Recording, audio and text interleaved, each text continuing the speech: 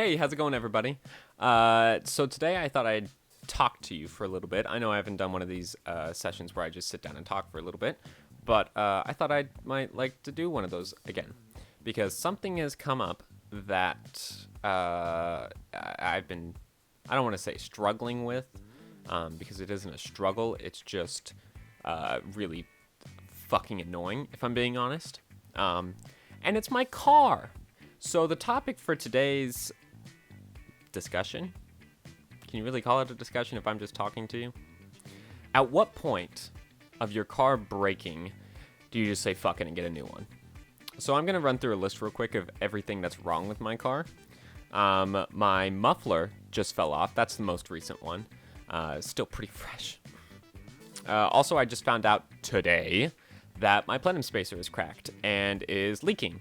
And that's a vacuum leak in the engine compartment. Not good.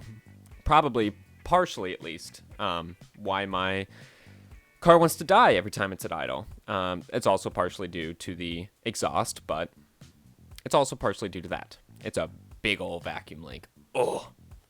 What's the next thing? Oh yeah, the power locks don't work. It'll set the alarm, but it won't. You can just open the door. Yeah. Not the right air to fuel ratio. Oh yeah, the windshield wiper spray doesn't work. So my windshield is just dirty as fuck. So that's great. All the time. The clock light doesn't work. Sometimes it dies going around corners because there's something wrong with maybe the differential in the back, or it's a fuse. I'm not really sure. It's been happening since I got stuck in Oklahoma. That was the first time it happened. That was in like June, I want to say. June or July? Not really sure. I think it was in July, actually. The right turn signal doesn't flash the way it's supposed to. You can barely see it. It's really annoying because that was actually working. And then I took it to the Infiniti dealership here in Wichita. Can you tell I get flustered about this subject? They messed it up. I did not ask them to do anything to it. I did not even ask them to touch it. I didn't even mention that I had aftermarket headlights. They're aftermarket headlights. They just fixed it. But in the process of fixing it, they messed the right one up. I tried to call them to get them to fix it multiple times, and they dodged my calls like nobody's business. So if you live in Wichita, Kansas, and you have an Infiniti, don't go to the dealership because they're pieces of shit. Oh, the headlights also aren't adjusted accordingly. They're a little bit too high, so they kind of shine into people's eyes. The last three of these are stuff that just recently broke, but I also just recently fixed. In fact, one of them is actually out in the driveway curing right now, which is the right side bumper. The right side bumper has been cracked basically since the day I got it. It's really bugged my mom for a long time. And it kind of bugged me, but it was only sticking out like that much. It's just really long. It's like that long. And I know you don't have a good idea of how long that actually is because video. My oil catch can broke.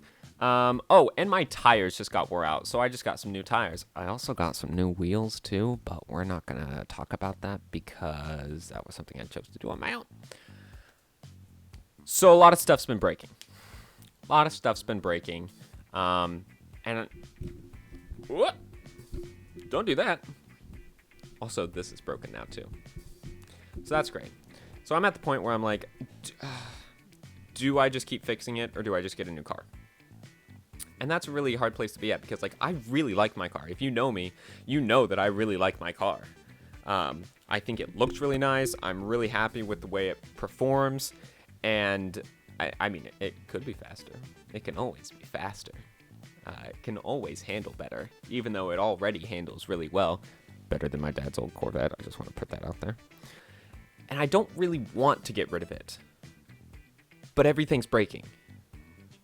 But I don't want to get rid of it. And I can fix a lot of the stuff that is breaking. Like the muffler fell off. Cool. My automatic reaction was just to get a whole new exhaust system because I want one of those anyway.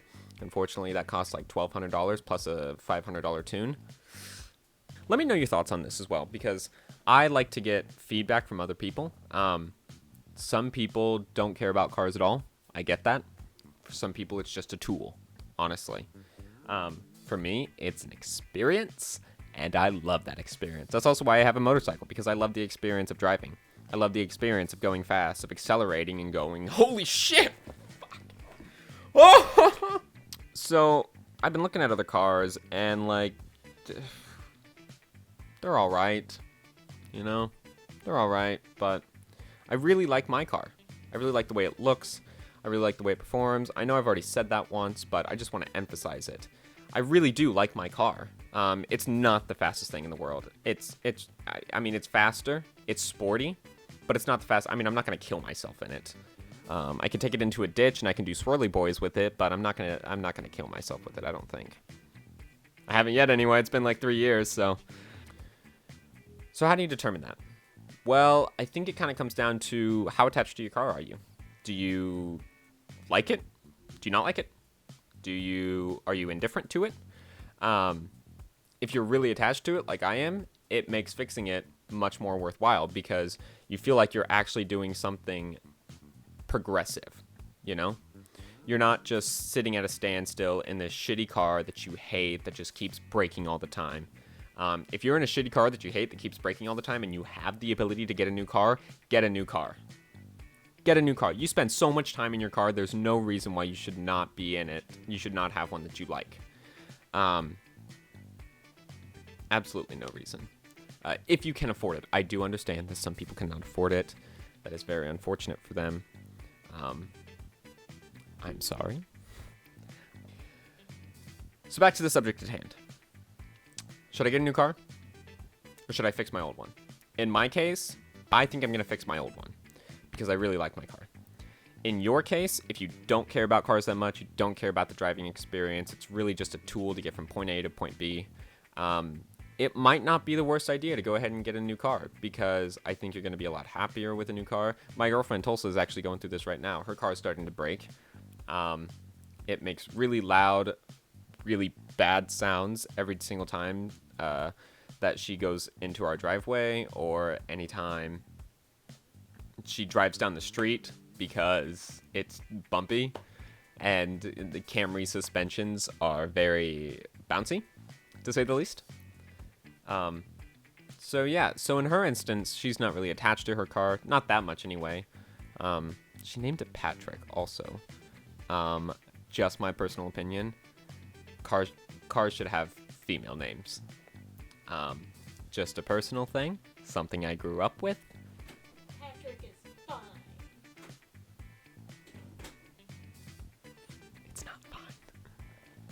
If you are happy with your car and you want to keep it for longer, go ahead and fix it. If it's just a simple thing, like say your fuel pump went out, go ahead and fix that. That's not very much. Probably most it's going to be, if you have a high-end car, $300 at most. $400 if you have a mechanic put it in. Maybe $500 if you have a mechanic put it in. If you have a really high-end car, though, I mean, things are just going to go up. They are. That's just how that kind of stuff works. So, I would go ahead and fix it.